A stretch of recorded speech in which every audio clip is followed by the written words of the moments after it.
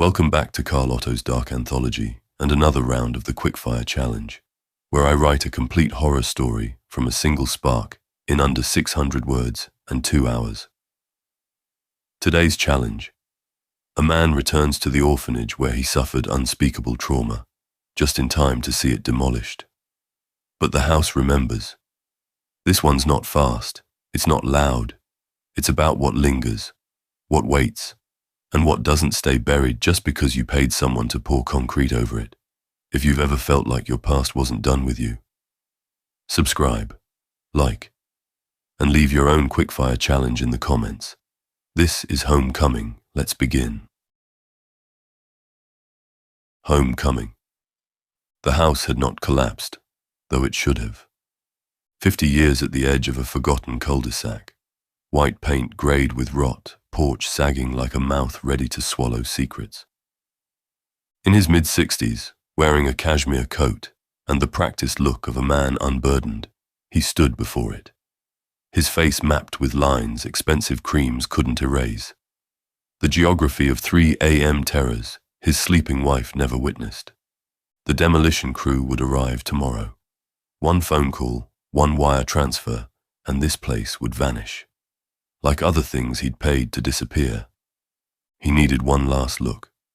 It still smelled of bleach and piss. Dust clung to walls that remembered every impact. The floor groaned beneath his Italian leather boots.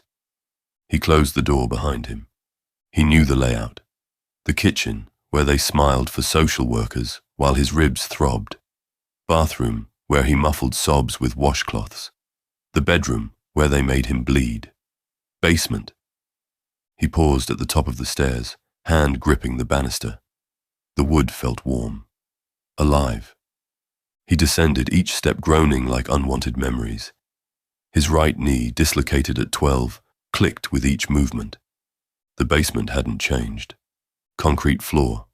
Cinder block walls. Steel drain in the center. Rusted table in the corner.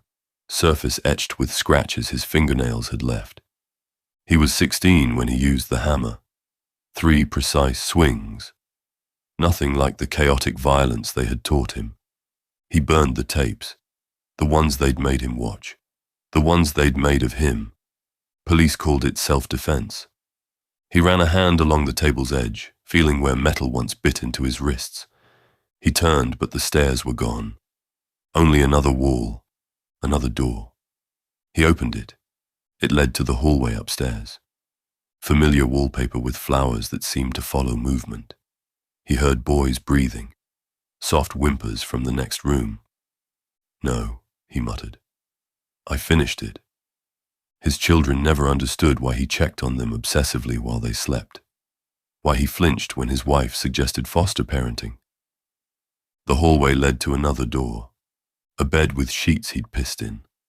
A closet he'd been locked inside for existing too loudly. He turned around and found himself back in the basement.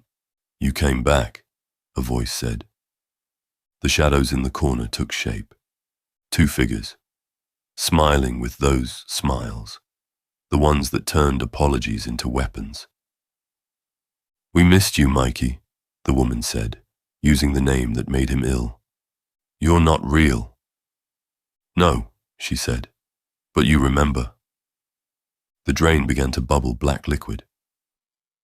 I paid, he said, voice cracking. With my childhood. With everything. Not everything, the man said. You left. We didn't. He ran for the stairs. This time they were there. The front door loomed open. He stepped outside and found himself back below. You don't get to leave again. The house whispered in the voice of every child who had passed through its doors. He dropped to his knees. He understood. He had never left this basement. Not really. When the crew arrived, they found no signs of life. They demolished it. They poured concrete over the old floor. The foundation held. But sometimes, you can still hear footsteps.